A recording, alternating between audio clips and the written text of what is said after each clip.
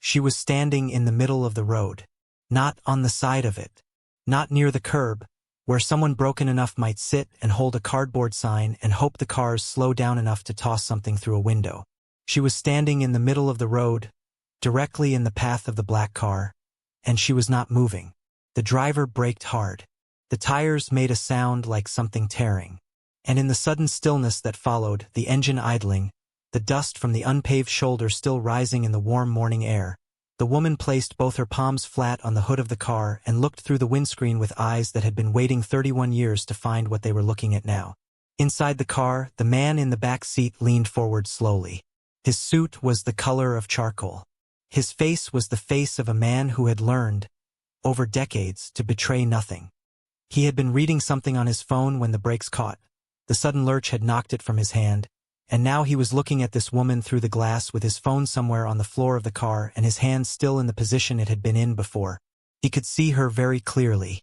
The cracked skin of her lips, the gray at her temples, the way it had come in unevenly, in streaks, the way gray comes in when it has earned its place through specific experiences rather than simply through time. The bare feet on the road. He noticed the feet, noticed them the way you notice a detail that lands in you before you know why, that settles somewhere before you have named its significance. Her dress was worn at the hem. Her hands on the hood of his car were the hands of a person who had worked very hard at things that had paid very little. She was looking at him. Through the glass, she was looking at him with an expression he could not name. Not because he was a man and used to reading faces, he was not. He had spent 20 years reading rooms and negotiations and the specific micro-expressions of people who were trying to conceal things from him. He could not name it because it was too many things simultaneously. Because it was grief and desperation and certainty and something else, something underneath all of those. Something he had no category for. She said 2 words. She said them quietly, so quietly that Emmanuel the driver, who was already reaching for his door handle with one hand and his phone with the other, could not hear them. But the man in the back seat heard them the way you hear something in a dream, not with your ears entirely, but with the oldest and deepest part of your body. The part that was formed before language. The part that knew her voice before it knew anything else in the world. She said, "I'm your mother." And the world, which had been moving forward at its ordinary pace, simply stopped. His name was Kofi Mensah-Asante. He was 43 years old, and he was one of the wealthiest men in the country. He had built 3 companies, the last of which had grown into something that people in the industry spoke about with a particular mixture of admiration and unease, the kind of admiration reserved for things that have outpaced expectation, the kind of unease reserved for things that have proven someone right about something that most people had initially doubted. He had an office on the 31st floor of a building he owned. He had a house with a garden that employed 2 full-time gardeners and smelled in the evenings of bougainvillea and freshly turned earth. He had a driver named Emmanuel who had worked for him for 11 years, who had seen him in board meetings and crises and the particular exhaustion of a man who works as though the alternative is worse than exhaustion, and who had never, in 11 years, seen his employer's face do what it did now. Kofi Mensah-Asante had also told himself, for as long as he could remember, that he did not have a mother. Not that she had died. That she had left when he was 12 years old. That she had walked out of his father's house on a Tuesday morning carrying a single bag and had not looked back, had never come back, and that the space she left had eventually developed the hard, smooth surface of all deep wounds. Not healed, not gone, but incorporated. A feature of the landscape. He had told himself this for 31 years. He had told it smoothly enough, consistently enough, that he had stopped noticing he was telling it. Now a woman with cracked hands and bare feet was standing in the road with her palms on the hood of his car, and the story he had organized his interior life around began, quietly at its foundation, to move. But we cannot start here. Not yet. To understand what this moment cost, both of them, the full price of it, every single coin, you need to know where it began. You need to go back to a house with a mango tree in the yard whose roots were lifting the edge of the pathway, back to a neighborhood of interconnected sounds. The neighbor's radio through the wall in the evening, the gate that always needed lifting slightly to close properly, the particular way the rain came on the corrugated roof and made conversation impossible for the first few minutes until the heavy part passed. You need to go back to a mother who sang while she swept. Not performing, not even thinking about it, just singing the way a person sings when their body is occupied and their mind is elsewhere and the sound comes out of them as naturally as breathing. You need to go back to a boy who did not yet know that love could leave. You need to go back to the beginning. Abina Asante, her full name before marriage had been Abina Owusu, and before that she had simply been a girl in her mother's house, the second of 4 children, the one who was said to be thoughtful, the one who asked questions that took the adults a moment to answer, was 23 years old when she first held her son. The nurse had placed him in her arms and she had looked at his face, this small and furious face, his fists balled against his cheeks, his eyes not yet focusing, his whole body still registering the shock of having arrived somewhere it had not expected to be, and she had felt something so enormous move through her that it frightened her before it comforted her. It was bigger than what she had been told joy felt like. It had no name in any of the languages she had access to. She turned her face away from the nurse briefly so that what was happening on her face could be private. She called him Kofi because he was born on a Friday, and because her grandfather, her mother's father, who had lived long and died knowing the names of everyone who came to his funeral, had been named Kofi too, and had been a gentle man with large quiet hands who had taught her, when she was perhaps 6 or 7 years old, to identify birds by their calls from inside a house. He would put his finger to his lips. They would both listen. Then he would tell her, "That one is telling something important and that one is just talking because it is morning and morning deserves talking." She had loved him very much.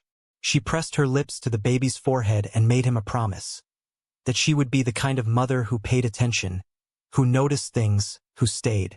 She would keep this promise, in her way, for many years. Then, in the way of promises made at the edge of capacity, she would break it in the one moment when keeping it cost more than she had. Her husband, Emmanuel Mensah, was a good man in the way that most complicated men are sometimes good, which is to say thoroughly in the moments when good was easy, and with more difficulty in the moments when it was not. He worked as a secondary school mathematics teacher and he was patient with his students in a way he was not always patient at home. He had grown up in a household that had little, not the romantic poverty of distance, but the specific grinding poverty of too many people in too few rooms with too little coming in, managed by adults who were tired and did not have the vocabulary to say so, and he had acquired, through his own effort, the modest dignities of a life slightly better than the one he came from. A rented house in a neighborhood with paved roads. A bicycle he maintained with a care that bordered on affection. A wife who kept a clean home and was admired by the people around them, and bore him a son who was bright and obedient and a source of pride. He loved Kofi. This was not in question, not at any point in the story, not even the parts of the story where his love expressed itself in ways that Kofi could not always recognize as love. He loved him in the way of a man who had been raised to believe that love and discipline were not separate categories but overlapping ones, that the highest expression of love was the preparation of a child for a world that would not accommodate weakness. He was not wrong exactly. He was incomplete, and the incompleteness of his love, the places where it was hard and closed when Kofi needed it soft and open, left marks that lasted. Abina understood her husband in the way that people understand things they have long accepted without having chosen them. She had grown up watching a similar compressed, angular love between her own parents. Her father who expressed his care through provision and discipline, her mother who translated between them, smoothing the edges, filling in the spaces. She had not planned to inhabit the same structure. But here she was inside it and it was hers. She managed it. She was good at managing. She cooked and cleaned and braided the neighbor's daughter's hair on Saturday mornings for a small fee. She walked Kofi to school and home. She told him the names of the flowers along the road, the orange ones and the white ones and the small purple ones that grew near the open drain. She taught him to say thank you and mean it, to look people in the eye without aggression or apology, to give his seat on the bus to anyone older. What she could not teach him was how to be fine when the air in a house changes. When the thing that holds the weather of a home steady begins to shift. The shift began when Kofi was 8. The economic trouble that arrived everywhere that year came to their neighborhood the way such trouble always comes. Not announced, not sudden, but accumulating quietly in the background until its weight became impossible to ignore. Emmanuel's school reduced its supplementary pay. The amount was not large, but the amount it had supplemented was not large either. The difference between those two small amounts, it turned out, was the difference between managing and not managing. Emmanuel responded the way men trained by pride respond to financial pressure, by working more and speaking less. He walked 45 minutes each way to school each day because the bicycle had a problem he could not afford to fix and would not ask for help with. He came home tired and somewhat unreachable, and the tired unreachability gradually became the default weather of the house. Abina stretched their resources the way she stretched everything, carefully, without complaint, with a competence that asked for no credit because asking for credit would require acknowledging the difficulty, and acknowledging the difficulty would make it more real. It was in this period that her brother Daniel returned from abroad. He had been gone 6 years, up in a northern country doing work that was never precisely explained, some combination of trade and coordination and the kind of enterprise that prosperous countries attract. And he came back with an ease about him that was new, a financial comfort that expressed itself not in display but in the particular looseness of a man who has stopped doing calculations. He brought gifts. He paid for dinners at restaurants where the prices made Emmanuel go very quiet. He told stories about how things worked on the other side of the world with the authority of someone who had stood in those places and looked around. His wife, Christiana, had come back with him. She was a woman of strong opinions and genuine intelligence, and a narrowness in her understanding of what constituted a valid life that she was completely unaware of because it had always coincided with her own. She was not malicious. She was simply shaped by a very specific vision of what success looked like and could not quite see around it. She found Abina's life, the careful management of it, the smallness of its ambitions as Christiana understood ambition, mildly distressing in the way that competent people find waste distressing. She said nothing directly. She was too smart for that. She simply had a way of framing questions that revealed the terms underneath them. She also had a way of talking to Daniel about opportunity in a tone that was specifically calibrated to reach him when he was most receptive. Not manipulative exactly, but purposeful. And what she was purposeful about in the period following their return was the idea that Daniel should build something of his own, that the resources he had accumulated and the connections he had made were sitting idle in a way that was, she implied, almost a moral failing. The business she had in mind required a local partner, someone with roots in the community, someone with credibility and connections and skin in the game, someone exactly like Emmanuel. Daniel came to Emmanuel with the proposal on a Sunday afternoon, when the mood was good and the meal had been generous and the general atmosphere of a family gathering had softened the outlines of things. Emmanuel listened. Emmanuel, who was tired and proud and who had spent the past several years watching other men he respected move in directions he had not moved. Emmanuel said yes. He said yes before he had told his wife. He said yes before he had fully calculated what yes meant. What yes meant, it turned out, included a loan. A specific amount taken against the only substantial asset they had. Emmanuel did not tell Abina the full terms. He told her they were putting something in, investing, he said, with the careful vagueness of a man who knows that precision will generate questions he is not ready for. He told her it would make things better. He said this with such settled conviction that she allowed herself to reach for the same conviction, because the alternative, pressing until the full picture emerged and then carrying the full picture, was more than she had room for in that particular month. She found out 8 months later. A letter arrived from a financial institution. It had formal language and specific numbers, and it arrived the way all the worst information arrives, on an ordinary morning, among other ordinary post, with nothing to distinguish it until it is open. She sat at the kitchen table and read it 3 times. Through the window she could see Kofi in the yard, kicking a ball against the wall with the patient repetition of a child who can occupy himself indefinitely if the conditions are right. He was oblivious. He was 9 years old and completely at peace with his afternoon, and she watched him for a long time without the letter moving in her hands. The conversation with Emmanuel that night lasted until the early hours of the next morning, and it excavated things that had been kept underground for years, not dramatically, not with raised voices, but with the terrible precision of 2 people who have agreed, finally, to see each other clearly even though what they see is painful. She understood, by the end of it, the full shape of what had happened. The full shape of what he had done without telling her, and why he had done it, and the fear underneath the pride that had driven it. And he understood, she made sure he understood, the full shape of what it meant to her. Not only financially, what it meant that he had made this decision without her. What it said about what he believed her role to be. They survived the conversation. The business did not survive. Daniel's enterprise ran for 14 months before the combination of inexperience and market conditions and a specific bad decision in the 11th month brought it down to something that could not be recovered. Emmanuel lost what he had put in. He did not recover from this in the way that a person recovers from something external.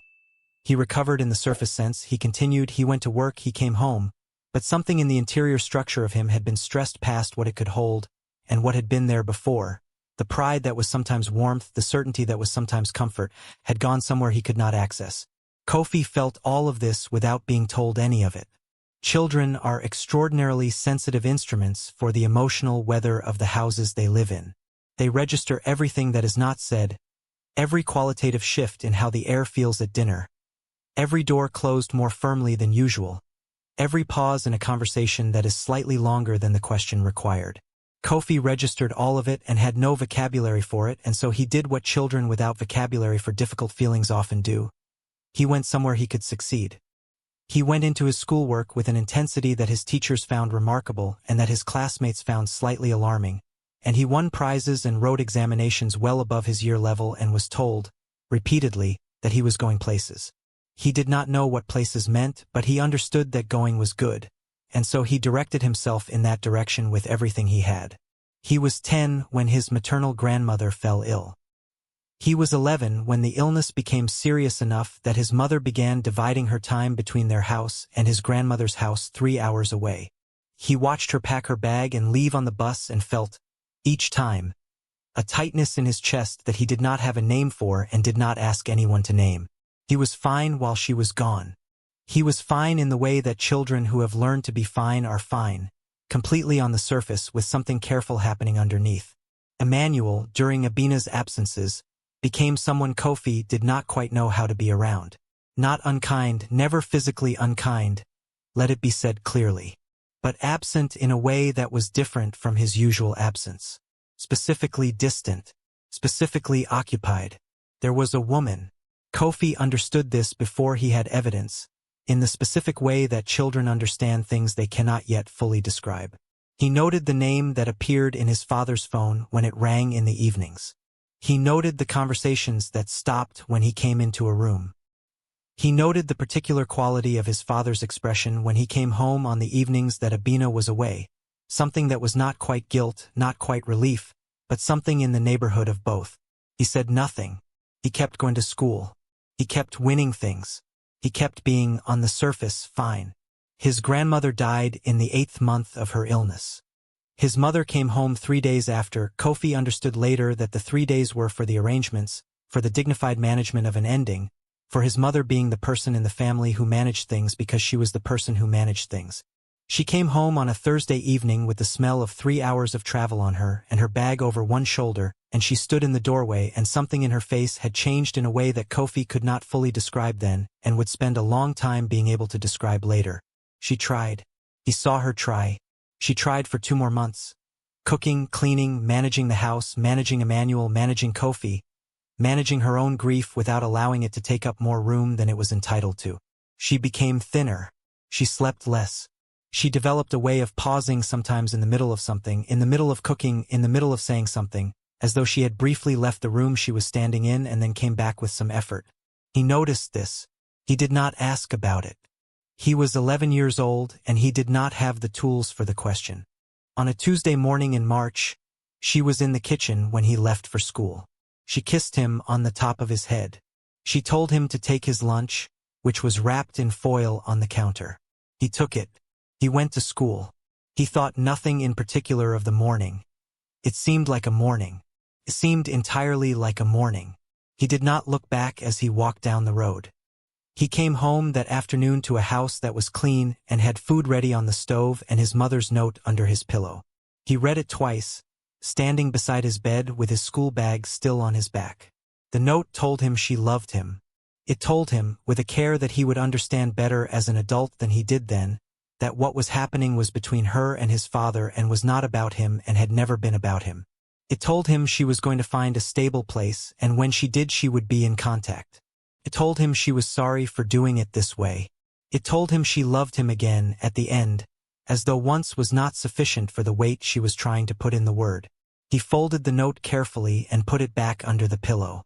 He went to the kitchen and turned down the stove, because the food had been on too long. He set the table. He sat down and waited for his father to come home. He stood at the gate every afternoon for 3 months. Rain or dry, after school, standing at the gate for a period of time that was long enough to feel like waiting and short enough that he could tell himself, if pressed, that he had simply been outside. He was not sure what he expected, that she would appear, he supposed, that she would come back and explain, and whatever she explained would be the thing that organized the loss into something bearable. He stood at the gate for 3 months and she did not come. Then he stopped standing at the gate. He did not stop in a dramatic way. He simply, one afternoon, came home from school, walked past the gate without pausing, went inside, did his homework. He did this because the alternative, continuing to stand at the gate, had begun to feel like something he could not afford. He received 2 letters. One came when he was 12, forwarded through a neighbor's address in his mother's handwriting. The specific slant of it that he had grown up seeing on shopping lists and school notes, now strange in the context of an envelope of formal communication of distance. He read it many times. He kept it. He wrote back to the address she included, twice. He received no reply. He kept the letter anyway. He kept it under the same pillow with the original note, in the careful way that children keep the things they cannot discuss. Emmanuel remarried when Kofi was 14. A woman named Teresa, who was young and somewhat overwhelmed by the situation she had stepped into, and who managed it with a formal, careful courtesy that Kofi recognized as the best she could offer and accepted in the same spirit. His father did not speak about Abina. Her name became, in the new household, a kind of forbidden zone, not explicitly forbidden but understood to be, in the way such things are understood in families. The shape of what had happened was smoothed over and simplified in the way of a story that is going to be lived alongside for a long time and needs to be livable. Kofi let the simplification happen. He did not correct it. He stored the real version of it in the same place he stored the letter and the original note, somewhere interior, somewhere not accessible to the ordinary traffic of daily life. He was good at school, then exceptional. His examination results opened a path to a university scholarship. He left the neighborhood with 1 bag and the careful containing of all the things that had happened in that house, and he went to the capital and he became, by enormous concentrated effort, someone no one in that house could have predicted. University did not change who he was. It gave him a language for who he was. He discovered that his mind worked in certain ways, saw patterns, identified inefficiencies, could hold a complex system in his head and locate the pressure points, and that these ways had economic applications which were among the more practically rewarding applications available to a young man with nothing but his mind. He studied hard. He worked harder. He made contacts without quite realizing he was making contacts. He simply found people interesting, was genuinely curious, remembered what they told him, followed up. He graduated near the top of his class without having tried to be near the top of his class, simply by doing the work at the level the work required. The first business came from a specific problem he noticed. An inefficiency in the system by which buyers in one part of the country connected with suppliers in another, a friction that cost both sides money and resolved slowly and unreliably. He understood the mechanics of the friction. He built something that reduced it. He took a small commission on each transaction, which added up. He worked from a single room for 2 years and then hired 1 person and then 2 and then 3, and each hiring was the result of a calculation so precise that he was never, in those early years, ahead of his capacity or behind it.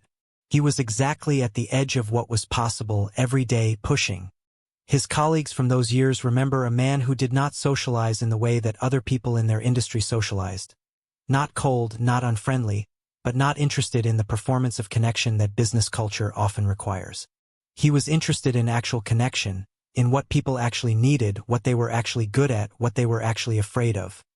He had a way of asking a question and then listening to the answer without the particular alertness of someone waiting for their turn to speak. People found this disarming. They told him things they had not planned to tell him. He did not use these things. He simply held them, the way a person holds information about someone they are genuinely trying to understand. He was 30 when the third company became the thing that changed everything. He would not have been able to predict it from the inside. The growth felt at the time like a continuation of what had been happening, just faster. But looking back, it was a threshold. The kind of threshold that separates one category of life from another. By 35 he was the kind of wealthy that required management, not of money exactly but of everything that wealth accumulates. Obligations, expectations, the specific loneliness of rooms where everyone is calculating your value. He navigated this with the same precision he applied to everything else. He hired carefully. He trusted slowly. He did not display in the way that some men in his position display. The house was beautiful but not excessive, the car was very good but not a statement. Emmanuel the driver was the same man he had hired at 32, because Emmanuel was excellent at his job and did not require that the job be more than it was. He had 2 relationships in this period that came close to being something sustained. A woman named Amma, who was a lawyer, precise and funny and challenging in the way that he responded to. She left after 2 years by saying something that stayed with him. That being with him felt sometimes like being in a room with someone who was also in another room. She said it without cruelty, which made it harder to dismiss. He thought about it for a long time afterward, turned it carefully in his mind, found the part of it that was true and acknowledged it to himself. Then he continued forward. Forward was the direction he knew. His father died 3 years ago. They had made a kind of peace, incomplete, imperfect, the kind of peace made between 2 people who know that certain conversations are not going to happen before it is too late and have stopped pretending otherwise. Kofi flew back for the funeral and stood at the graveside and felt something that was not grief exactly, or not grief only, or not grief in the form he had expected. He felt the specific grief of a closing, of a door that has been ajar for 30 years being shut, finally, from the other side. The conversations that were not going to happen now were officially not going to happen. He felt this solidly, without drama, and let it be what it was. At the funeral, Emmanuel's older sister had taken his hand. She had held it for a long moment, looking not at him but at the grave, and then she had let it go. She had said nothing. He had understood the nothing entirely. He had not tried to find his mother. Not once in adulthood, not with all the resources available to him. He had made this choice and remade it at intervals, at 30, at 35, at 40, after the funeral, and he told himself each time that it was a choice made from principle, that she had left, that the leaving was her choice, that he respected the choices of others. This was what he told himself. He believed it completely, with the conviction of a man who has had many years to refine a story. He had believed it entirely until the Tuesday morning when Emmanuel took a detour through a neighborhood he did not usually pass through, because of a road closure, and a woman stepped into the middle of the road. He opened the car door. He stood on the road facing her, and neither of them spoke for a moment that lasted longer than it had any right to. He could see her very clearly. 61 years old, thin in a way that was not chosen, dress worn at the hem, bare feet on the hot road. Her hands, which she had lowered when he stepped out, were the hands of a person who had worked very hard at things that had paid very little. She was looking at him with everything she had, 31 years of everything simultaneously without trying to edit it, and he was looking at her with a face that was still trying to organize itself into something other than what he was feeling. He said, "Is it you?" It was not a question. It came out of him as a statement, as a fact being confirmed by the mouth of a man whose body had confirmed it already. She said, "Yes." He said, "How did you find me?" She said, "A photograph. In a newspaper someone left at the shelter." "Your photograph." He heard that word, shelter, and something moved behind his eyes. He said, "How long have you been?" He stopped. He tried differently. He said, "Where are you staying?" She told him. He knew the area. He knew what it meant, what the conditions were. He had seen the reports. He had, in fact, provided some funding to organizations in that sector, from a distance, with the efficient detachment of a man who addresses problems at scale. She said, "Kofi, I need you to hear this. I am not asking you for anything. I found you and I am standing here and I am not asking you for a single thing. I need you to know that before anything else." He said, "I know." He said, "Get in the car." She looked at him for a long moment. Then she got in the car. What happened in the weeks and months that followed was not a reconciliation in the clean sense that the word implies. It was not a scene. It was a series of small, difficult, specific things. Conversations that were sometimes easy and sometimes not, silences that were sometimes peaceful and sometimes loaded, lunches every Sunday that were sometimes warm and sometimes wary and always worth more than they cost. The first real conversation happened 3 days after the road. She came to his house for lunch, which Mavis had prepared. They sat at the table and talked about things that were bearable. What had changed in the old neighborhood? A shop near his childhood school that had apparently survived everything, his father's last years. Then she put down her spoon, and she did what she had come to do. She told him about the letters, the ones she had sent. He confirmed he had received 2. She exhaled, a long, specific exhale, the exhale of someone releasing something they have been holding in their lungs for a long time.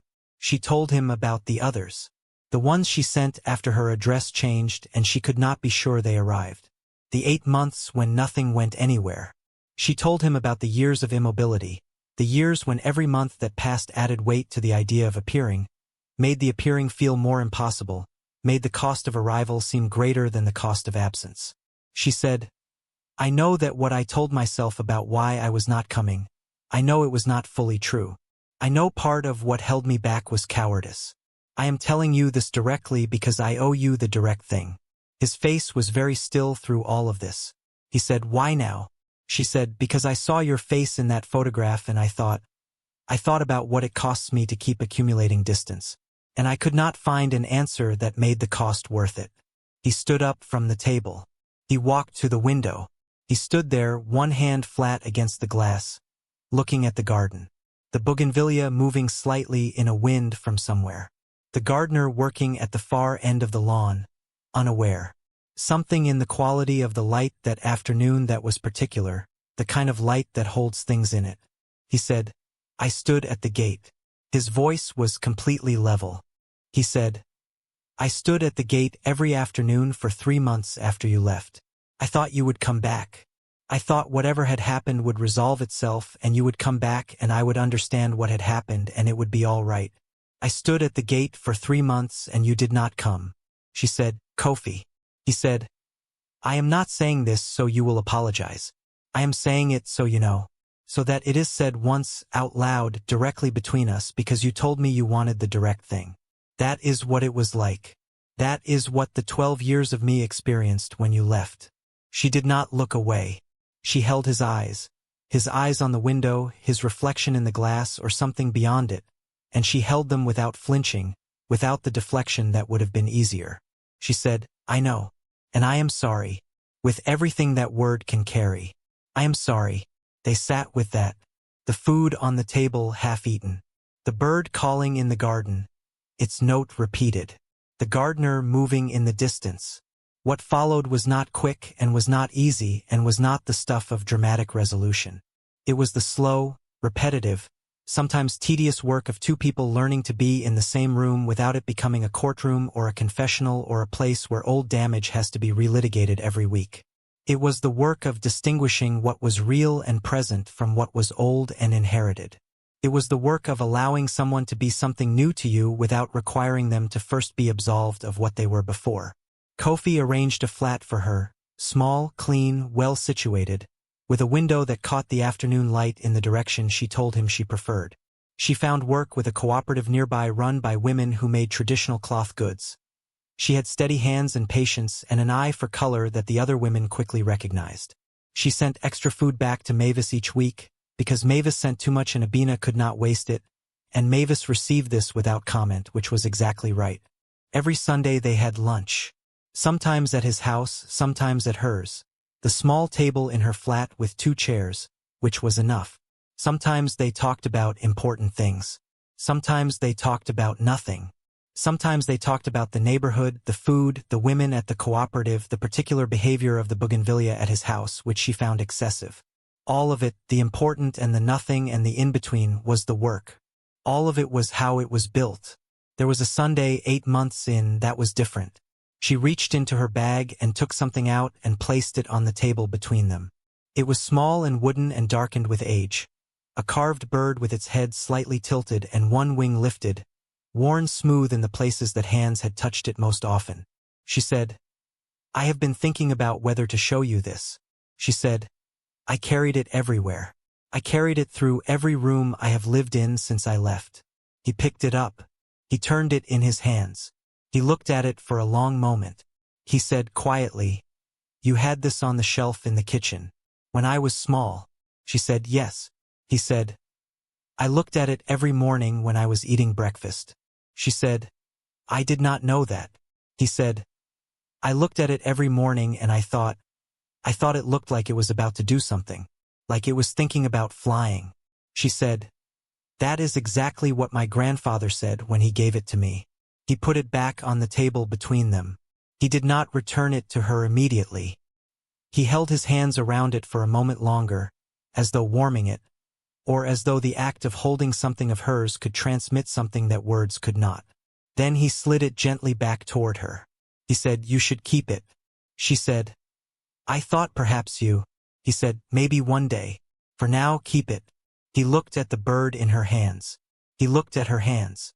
He said, in a voice so low that a person in the same room would have to be very still to hear it, "Are you eating enough?" She smiled. It was the first full smile he had seen from her, the kind that came from the whole face, that changed the whole structure of it, that revealed something behind the 61 years and the difficulty that was still there, still entirely itself. She said, "Mavis sends enough for 4 people every Sunday. I have told her this." She does not respond. He said, "Good." There was a window in the silence that came after this.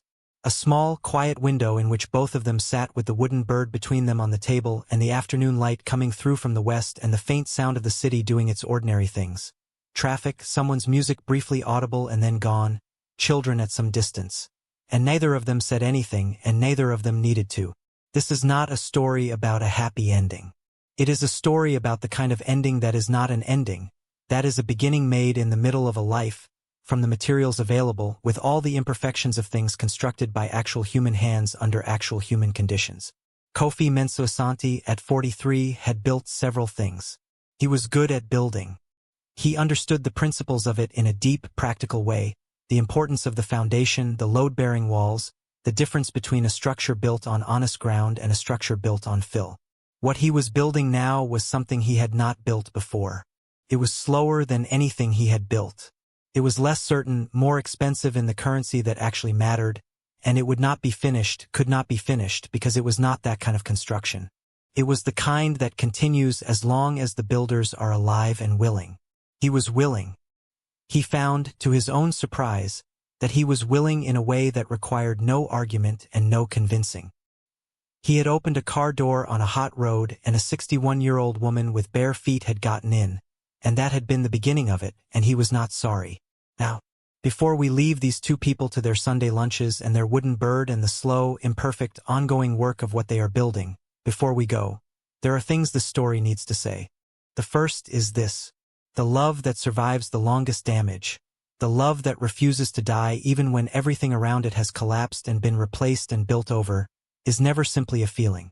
Feelings do not sustain themselves across 31 years of distance. Feelings require proximity and confirmation and the daily maintenance of shared life.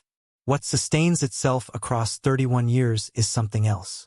It is a decision made again and again in small rooms and ordinary mornings, and the specific private moment of a 61-year-old woman looking at a photograph in a newspaper shelter and choosing, again, finally, irrevocably, to move toward rather than away. Abina standing in that road was not a feeling. It was a decision made by a woman who had run out of reasons to keep accumulating distance. And Kofi opening the car door was not a feeling. It was a decision made by a man who could feel, through the glass, the weight of everything that had been kept outside his life. Love, in its deepest and most durable form, is what you decide to do with what you feel. Not the feeling. The decision about the feeling. This distinction is small and it is everything. The second thing. The wounds we carry from our families, the specific, personal, shaped by this particular person in this particular place wounds, are real. They are not metaphors. They shape the architecture of who we become. They determine which rooms inside us have light and which do not. They explain, if we look at them honestly, a great deal of the weather of our interior lives. Kofi Mensah-Asante built companies and ran rooms and was described as someone who had made himself from nothing. But the nothing he had made himself from was not an absence of origin. It was a specific origin that he had spent 4 decades organizing himself around, and the organization of it, the walls he had built, the door he had kept closed, had cost him things he had not always been able to count. We do not choose the architecture we begin with, but we can renovate. We can choose, at any point, to do the slow and expensive and uncertain work of giving the interior light. Not demolish the load-bearing walls, they are structural, they hold us up, they will always be there. But choose, with full understanding of the cost, to go through. And this, the person who left and the person who was left are never as simple as those two categories suggest. Abina Asante was not a woman who abandoned her child. She was a woman formed by poverty and heartbreak and loneliness and the specific limitations of the world she had been given, who made a decision under unbearable pressure that she could neither take back nor fully live with, and who spent 3 decades trying to find the courage that the moment had required and she had not had. Her failure was real. Her love was real. Both of these things are true simultaneously, and they do not cancel each other out, because this is what people are. Not the best or worst of themselves, but the whole complicated accumulation of themselves. And when we can extend this kind of seeing to the people who have shaped us and hurt us, when we can look at them and see a whole complicated accumulation rather than the single category of what they did to us, something becomes possible that was not possible before. It does not excuse. It does not minimize. It simply opens the room a little wider. Whatever year you are in, whatever distance has accumulated between you and someone you still carry, whose face you still see in your ordinary moments without meaning to, whatever wall you have built, however long the gate has been unguarded, consider the road. Consider who is standing in it. Consider who can open the door. It does not have to have been 31 years. The length of the silence is not the point. The point is whether the silence is still the thing you choose, or whether it has simply become the thing that continued because you did not make a different choice. The difference between a silence chosen and a silence that simply persisted is the difference between a door that is closed and a door that has never been tried. So here is the question this story leaves you with. And it is not a polite question. It is a real one. The kind that will follow you into your ordinary afternoon. Is there someone you have been driving past?